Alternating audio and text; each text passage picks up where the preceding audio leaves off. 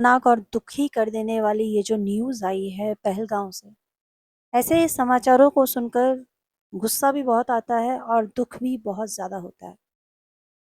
आज के दिन यानी 22 अप्रैल को इस तरह की घटना घट जाएगी, किसी ने सोचा भी ना होगा।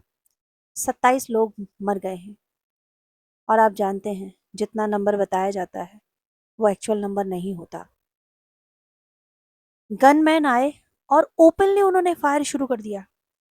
ये कहने में ही दुख हो रहा है। कैसे संभव हो सकता है?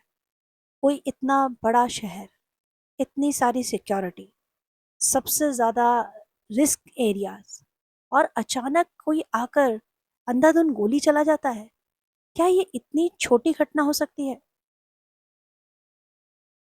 यदि वहाँ के जो लोग हैं जो उस घटना स्थल पे मौजूद थे उनकी बात मानी जाए तो उनका कहना है कि वो टूरिस्टों से ये पूछ रहे थे कि आप मुस्लिम हैं या नॉन मुस्लिम, और जो गैर मुस्लिम उन्हें नाम पता चल रहे थे वो टारगेट करके अटैक कर रहे थे। बेशरम एक जगह है, बेशरम या बेसरन एक जगह है पहलगांव की, मतलब ओपन एरिया है। वहां पर एक मेजर टूरिस्ट हब है और ये वही हब है जहां पर अमरनाथ यात्रा का बेस कैंप लगता है। मतलब ये कैजुअलिटी कितनी बड़ी हो सकती थी। वहां सिर्फ 26-27 लोग मौजूद नहीं थे, बहुत सारे लोग थे। और बहुत हैरानी की बात है कि उसमें इजरायली लोग भी हैं और इटालियन नेशनल लोग भी हैं। बहुत सारे लोग इंजर हुए, बहुत सारे लोग मारे गए। आखिर ये सारी चीजें हो कैसे रही थी? क्या ये उतना सिंपल है जितना दिखाई दे रहा है? अटैक होने के बाद बहुत फुर्ती में सेना ने काम तो किया। एयर एवोक्यूशंस भी करवाए गए, लोगों को फटाफट वहां से निकाला गया, पूरा एरिया खाली कराया गया, लोकल्स को सबको सबको वहां से हटाया गया, मेडिकल एड भी तुरंत दे दिया गया। लेकिन ये सारे सिचुएशंस का कारण क्या था? जो सर्वाइवर्स वहां बचे हैं उनमें से कुछ लोगों के आप वीडियो आज सारा दिन अपने मोबाइल में देख रहे होंगे, जिसमें से एक लेडी का कहना है कि उसके पति को उसके सामने गोली मारी गई है और बाकी के 7 लोग भी उसके सामने ही मर रहे हैं। घबराए हुए, परेशान, वो सारे वीडियोस बहुत ही ज़्यादा परेशान करने वाले हैं। पीएम मोदी ने उसी समय अपने सारे ट्रिप को कैंसिल किया, सऊदी अरेबिया से अमित शाह जी को वापस बुलाया और तुरंत साइट पर पहुंचने के लिए भी कहा। इतना ऐसे अटैक हो जाना और इस तरह से सारी चीज़ें होना बहुत ही हिला देने वाली बात है। मोदी जी ने ये ज़रूर कह दिया है कि अटैक जो हुआ है उसे स्ट्रांगली कंडम करते हुए कि इस चीज़ का बदला ज़रूर लिया जाएगा, और ये बदला कैसे होने वाला है वो तो समय ही बताएगा। पर इतने में आपको एक बात मैं और बताऊं कि कुछ और भी हो सकता था। कोई बड़ा ही प्लान था, क्योंकि आपको याद है वो ब्रिज, चिनाब ब्रिज, जिसका उद्घाटन होने वाला था। जी हाँ, उसका उद्घाटन 24 अप्रैल को होने वाला था, जहां पर नरेंद्र मोदी ने आकर उस चिनाब ब्रिज का इनॉग्रेशन करना था, लेकिन उसे डिले कर दिया गया। तो कहीं ऐसा तो नहीं है कि जो लोग वहां पर बहुत समय से प्लानिंग कर रहे थे इस पूरे इनॉग्रेशन को तबाह करने के लिए, या कुछ बहुत बड़ा प्लान सोच रहे थे, जब उन्हें पोस्टपोन का पता चला तो इस तरह का कुछ अटैक हो गया? कहीं कोई और मेजर पॉलिटिकल कंसर्न तो नहीं था? क्योंकि ओपोजिशन की यूनिटी देखते हुए, ओपोजिशन के जो लीडर्स हैं उन सबको देखते हुए आज तो मुझे वो मुफ्ती और वो सब भी नजर नहीं आ रहे। कहाँ गए वो लोग जो कश्मीर का बहुत नाम लेते थे? और कहाँ हैं सब लोग?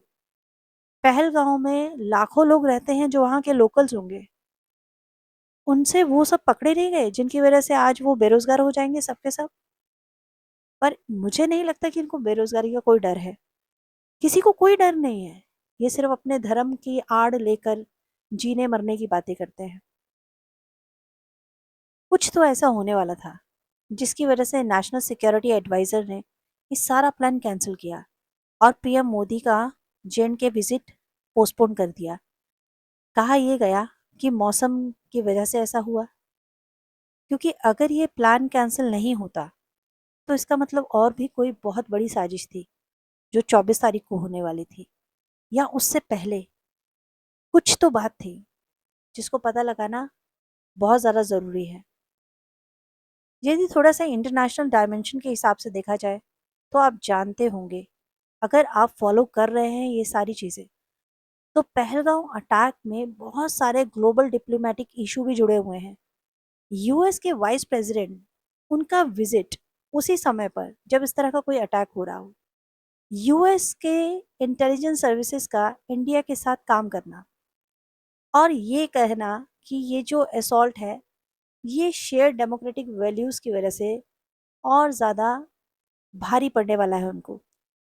पाकिस्तान का इसमें इस तरह कनेक्शन होना कि अभी हाल ही में लश्कर ए तैयबा जो एलईटी है, वहां पर जो उसके ऑफशूट हैं, उन्होंने एक बहुत बड़ा बयान दिया था जिसमें उन्होंने टू नेशन थ्योरी की बात की थी। ये स्पीच वहां के जो पाकिस्तानी आर्मी चीफ है अभी उसने रिसेंटली ही दी थी। तो क्या ये इंडिकेशन कोई बहुत बड़ा नॉकिंग कोई इवेंट था? इतने में इजरायली और इटालियन जो नेशनल्स हैं उनको भी मारना और उनको भी टारगेट करना, ये इंटरनेशनल कंसर्न को और ज़्यादा बढ़ा देता है। सभी जो देश हैं इस समय वो और इम्पॉर्टेंट हो गए हैं अब इस इन्वेस्टिगेशन को लेकर, और सभी ने अपनी अपनी इन्वेस्टिगेटिव टीम लगा दी है। अब या तो इस मसले का कोई बहुत बड़ा हल निकलना बहुत ज़रूरी है, या फिर कोई और बहुत बड़ा होना अभी बाकी है। इमरजेंसी यूएन सिक्योरिटी काउंसिल ने सेशन शेड्यूल किया है इस अटैक के लिए, और मल्टीपल नेशंस जो हैं वो कश्मीर के ऊपर अपना सारा ध्यान बनाए हुए हैं। पूरी तरह से इंटरनेशनल डायमेंशन जैसे अब मिल गया है और भारत के साथ आके खड़ा हो गया है। आगे क्या होने वाला है?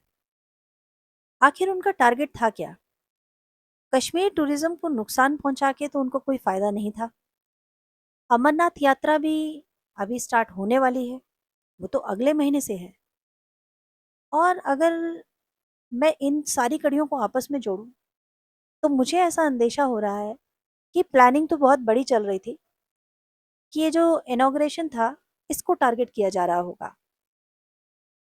लेकिन जब पता चला कि ये सारे प्लान कैंसिल हो गए, तो हो सकता है कि अपने प्लान को उस तरह ना होते हुए देखकर इन्होंने ये इस तरह की घटिया हरकत कर दी। आखिर क्या सच्चाई है इसको पता लगाना बहुत ज़रूरी है, और मुझे पूरा विश्वास है कि हमारी इंटेलिजेंस टीम कहीं ज़्यादा माहिर है और वो खोज खोज के मारेगी। बस आप कमेंट सेक्शन में लिखिए जय हिंद, और मुझे उम्मीद है यहाँ पर धर्म आड़े नहीं आएगा जय हिंद लिखने के लिए।